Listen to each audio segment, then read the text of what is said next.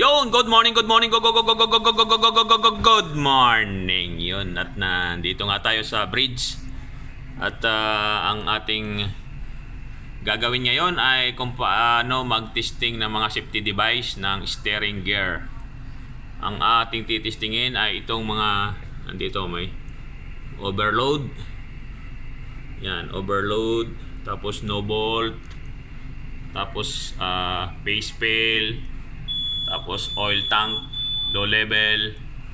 Yan ating mga titistingin. 1, 2, 3, 4. Bali, 4. Yan. Kaya, yun, samahan nyo kami at sana may matutunan kayo kung paano ang pag-testing ng safety device ng steering gear. Yun, let's G! Okay, and true!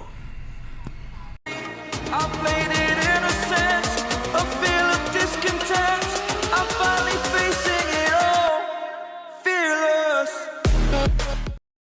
At ito nga, tumatawag na tayo sa bridge para i-inform yung ating gagawing function test sa steering gear safety device at para i-confirm din yung mga alarm na nandoon sa bridge para ma-reset ng duty officers.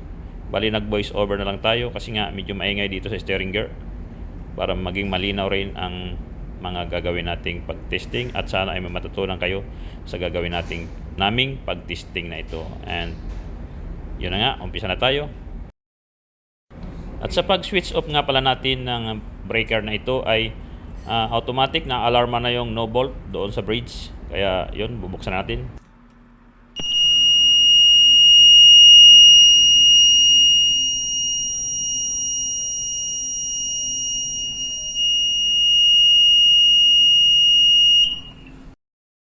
At ang sunod nga pala naming titistingin ay ang phase fail. At binuhay uli natin ang power para magkaroon ng source ang system. At lagi lang safety. At yung box nga pala na yan ay may cover at ating binuksan na. At yung kulay green ay yung test na ating pipindutin. At yung namang nasa itaas na orange, ayun yung reset. Kaya ano pa ang ating hinihintay? Pindutin na yan. Yan, at pinindot na nga. At yung orange na nga yan na sinasabi ko, ayan yung reset. At mag-a-activate yan doon sa bridge ang phase fail alarm.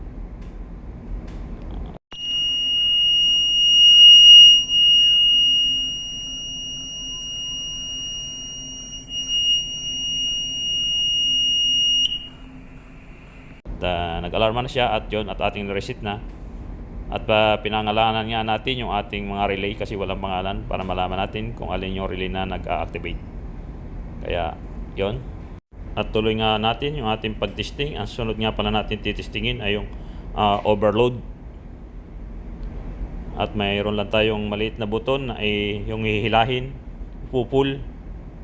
Yan yung red na yan, yung bali yung red color na yan, yan yung ating hihilahin. At yung kulay blue naman, yan yung reset. Yan, pag hinila mo yan, mag-alarma na yung overload.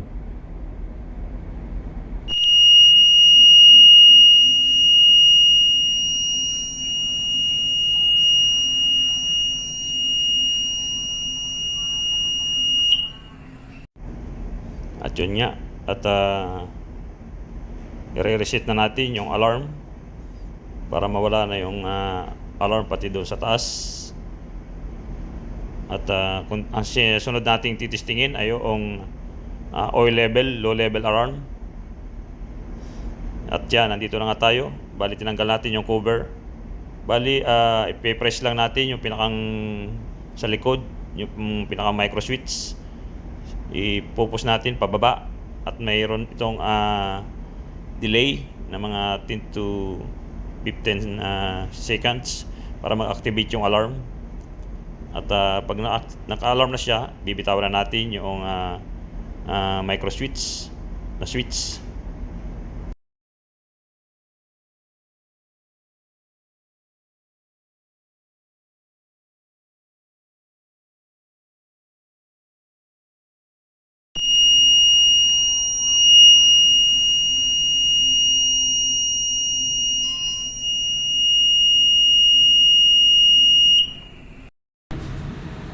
At ito na nga yung ating mga tinisting oh, sa number 2.